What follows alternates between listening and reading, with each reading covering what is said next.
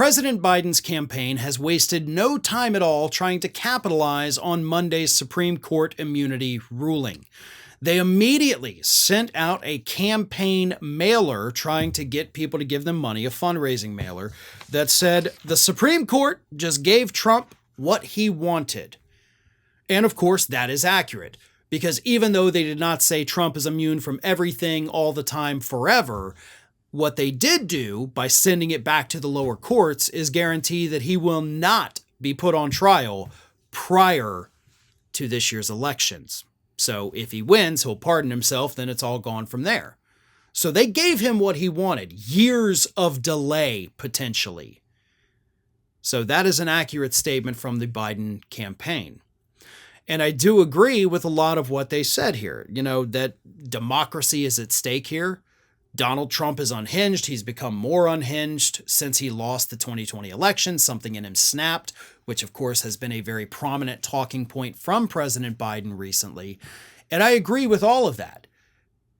And I agree with, let's call it what it is, the fear-mongering that they're engaging in. Because this is fear-mongering, don't get me wrong.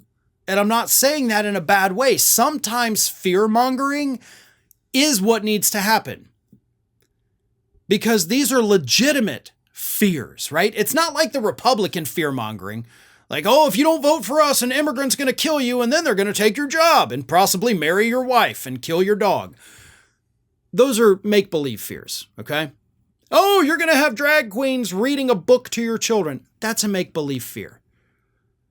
Donald Trump getting back in office and using the next 4 years or more for nothing but retribution, that's legitimate because he said he's going to do it, right? Project 2025 is real.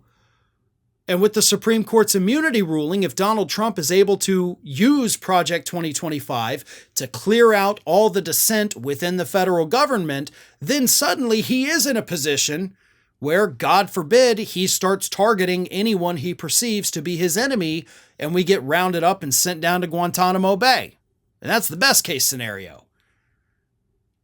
And he could do that if all of those pieces fall into place. So fear-mongering about things that are actually real isn't really, well, I guess it is still fear-mongering, but you get the point. The Biden campaign is reminding us that these things are real, that Trump is untethered from reality, and he is hell-bent on revenge. And I know I've talked a lot. I still want Biden to step down. I want somebody else at the top of that ticket. But if I go to the poll in November and Biden's name is still there, I'm going to vote for him. 100% without hesitation.